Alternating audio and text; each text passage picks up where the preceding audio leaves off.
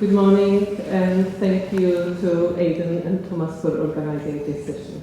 So Gary told you something about what is happening in the US. Let me complement with the information what we are trying to do in Europe. We are currently finalizing the project called International Human Exposome Project, which is just a short project that is summarizing the achievement of 9 large human exposome projects that were funded by the European Commission in the last 5-6 years. And the goals of this project is to bring together different tools that were developed in these previous European projects and make sure that the results and tools are available to the broader international community.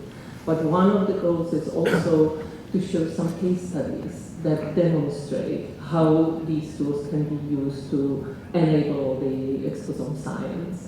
And another goal is to bring together the communities in different parts of the world to work on the exposome science jointly.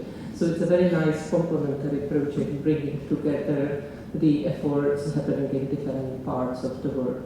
So we teamed up with the NEXUS project in the US, and we co-organized the Moonshot Exposome Forum last year in Washington, and some of you might be part of it, to really discuss how we can bring together the international communities to build something bigger. In this last year, there was a lot of ongoing discussions on how this global exposome network or global exposome forum should be organized. And then the first meeting of the Global Exposome Forum, organized jointly by the US and European universities, will happen this spring in cities near Barcelona in Spain.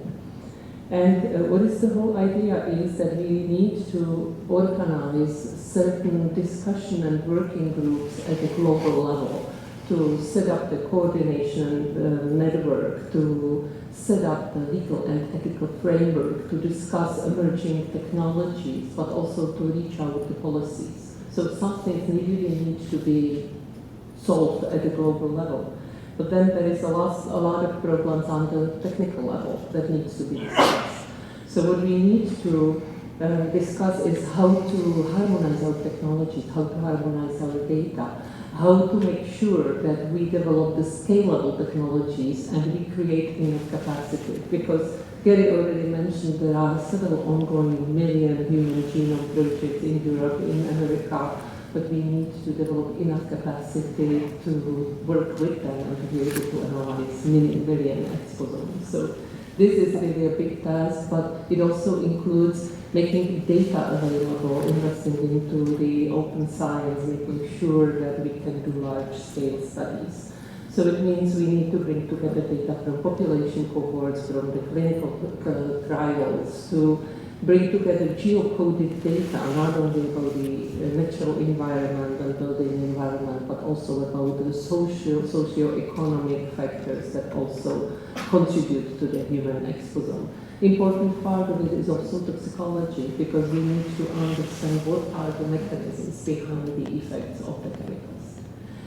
So what we are trying to do also and initiate from Europe is setting up the research infrastructure. And when I'm talking about research infrastructure, I mean setting something in the long term that would be independent on the short-term project and would provide some kind of enabling network that would support the technology development and methodology development.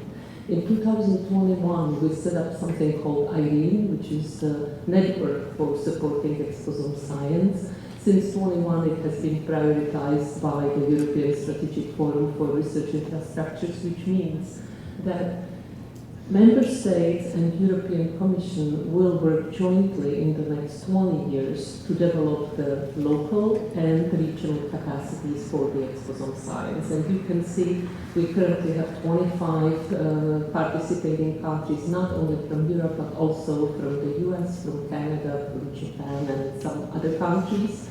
And most of the European countries already committed themselves. They expressed not only political, but also financial interest and contribution to build a national hub of this EIRENE network, which is a very important achievement.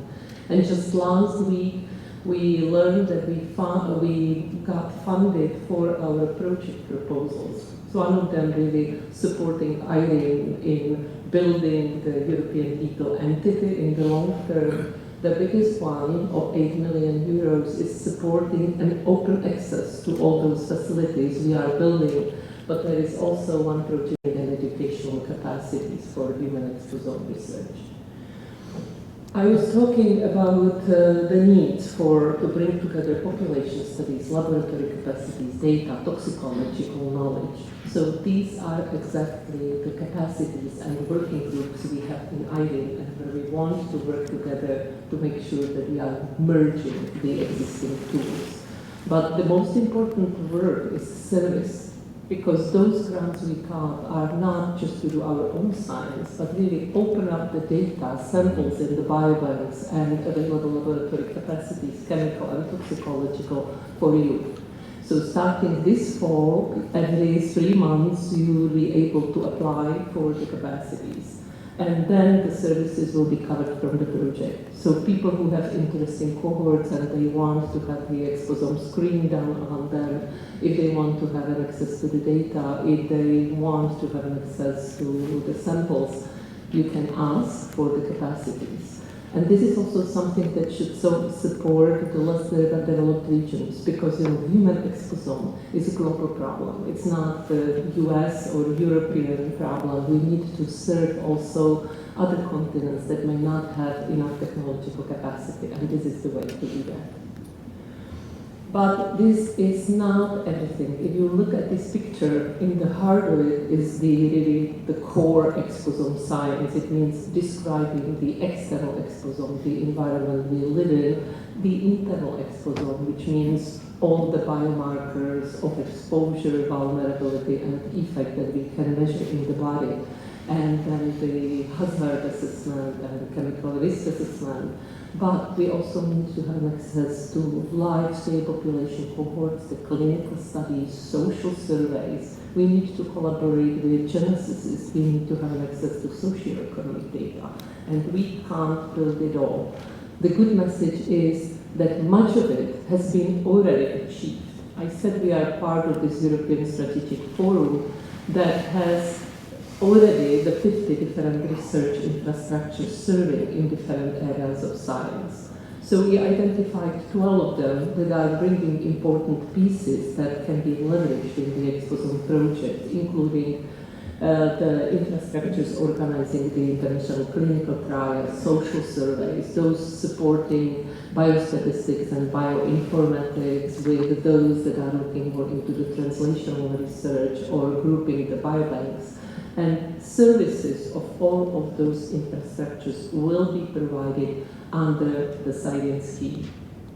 So far, I was only talking about the scientific services, but the desire of IHEN is also to provide the community services and social services. So we are teaming with United Nations Environment Program. We are supporting the international conventions like Stockholm or Minamata Convention, because a lot of this data can be done, that can be used for the policy making in the future.